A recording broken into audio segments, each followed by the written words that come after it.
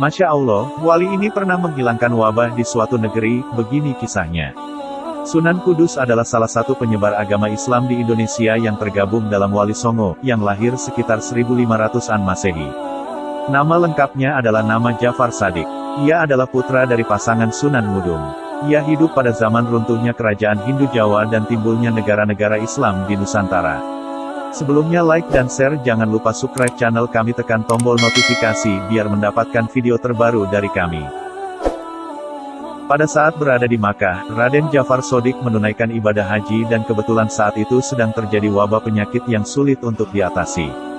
Menurut sebuah riwayat, diceritakan bahwa Raden Jafar Shadiq atau Sunan Kudus kerap kali melakukan perjalanan dalam berdakwah baik ke tanah Hindustan maupun ke tanah suci Makkah.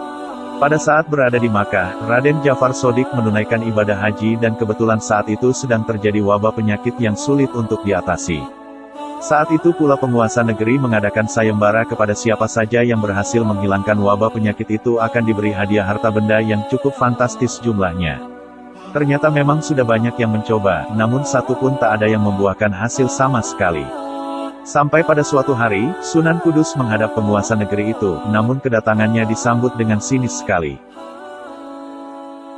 "Dengan apa Tuan, Sunan Kudus akan menghilangkan wabah penyakit di negeri ini?" tanya sang pemimpin. "Dengan doa," jawab Sunan Kudus. "Kalau hanya dengan doa, kami sudah puluhan kali melakukannya. Di sini, tanah Arab ini banyak sekali para ulama dan syekh ternama, tapi mereka tak ada yang pernah berhasil mengusir wabah ini," jelas sang pemimpin.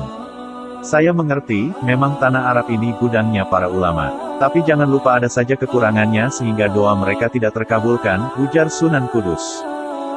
Sungguh berani Tuan berkata demikian," kata sang penguasa dengan nada berang.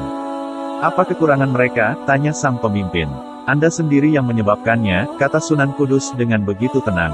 "Anda telah menjanjikan hadiah yang menggelapkan mata hati mereka sehingga doa mereka tidak ikhlas. Mereka berdoa hanya karena mengharap hadiah yang akan diterima," jelas Sunan Kudus lebih lanjut.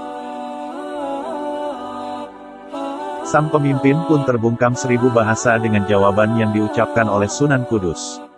Akhirnya sang pemimpin langsung mempersilahkan Sunan Kudus untuk melaksanakan niatnya. Kesempatan itu tidak disia-siakan oleh Sunan Kudus. Secara khusus Sunan Kudus berdoa dan membaca beberapa amalan.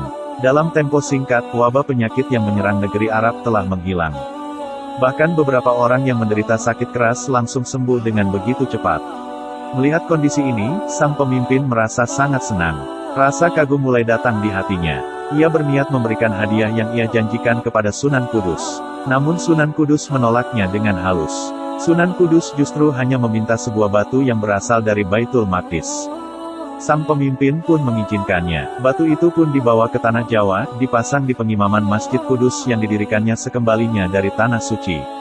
Semoga kita bisa mendapat hikmah serta hidayah dari kejadian ini. Amin.